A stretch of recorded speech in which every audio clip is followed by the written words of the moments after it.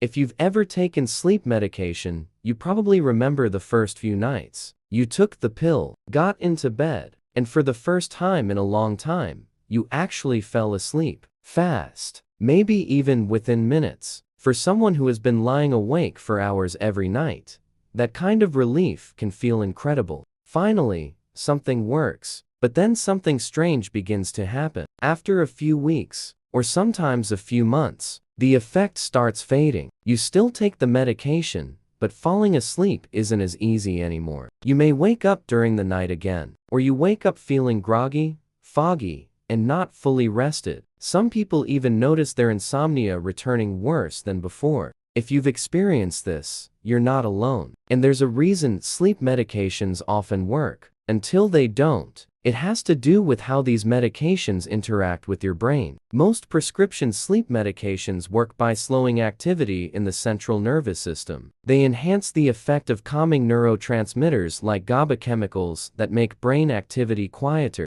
This produces sedation. In simple terms, the medication helps turn down the brain's activity so you can fall asleep faster. And in the short term, this can absolutely be helpful. For people dealing with acute insomnia, travel-related sleep disruption, or temporary stress, sleep medications can provide quick relief. But there's a difference between sedation and restorative sleep. Sedation makes you unconscious. Restorative sleep allows your brain to cycle naturally through deep sleep and REM stages. And over time, the brain adapts. Your nervous system is incredibly good at adjusting to repeated chemical signals. So when a medication repeatedly forces sedation, your brain may begin reducing its sensitivity to that signal. This is called tolerance. As tolerance develops, the medication's effectiveness decreases, which is why some people find themselves needing higher doses to achieve the same effect. But there's another issue many people don't realize. Sleep medications don't actually fix the root cause of chronic insomnia. They override it.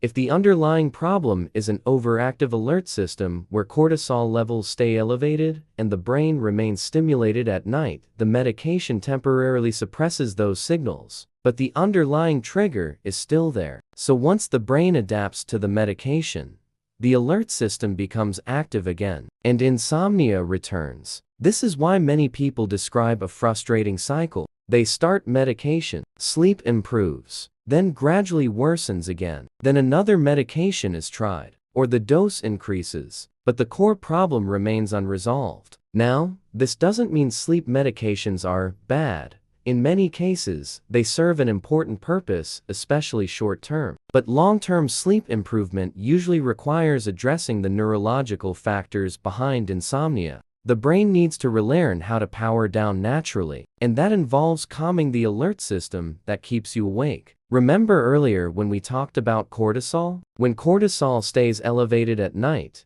your brain receives a signal that it needs to remain alert. That's the opposite of what needs to happen for sleep. Instead of forcing unconsciousness, the goal becomes helping the nervous system shift into its natural recovery mode. This involves activating the parasympathetic nervous system, the part of your body responsible for rest, repair, and sleep. When this system activates, several things happen automatically. Heart rate slows, breathing becomes deeper, muscles relax, and the brain gradually releases sleep-promoting chemicals. This is the same process that healthy sleepers experience every night. They don't rely on sedation. Their brain simply transitions into sleep. Neurological sleep techniques focus on recreating those natural signals. For example, certain breathing patterns can influence the nervous system directly. When breathing slows in specific rhythms, the brain receives feedback that the body is safe. That safety signal reduces cortisol production. At the same time, structured mental reset techniques can interrupt racing thoughts before they escalate. Combined with consistent circadian cues like stable sleep timing and environmental signals, the brain begins restoring its natural sleep cycle.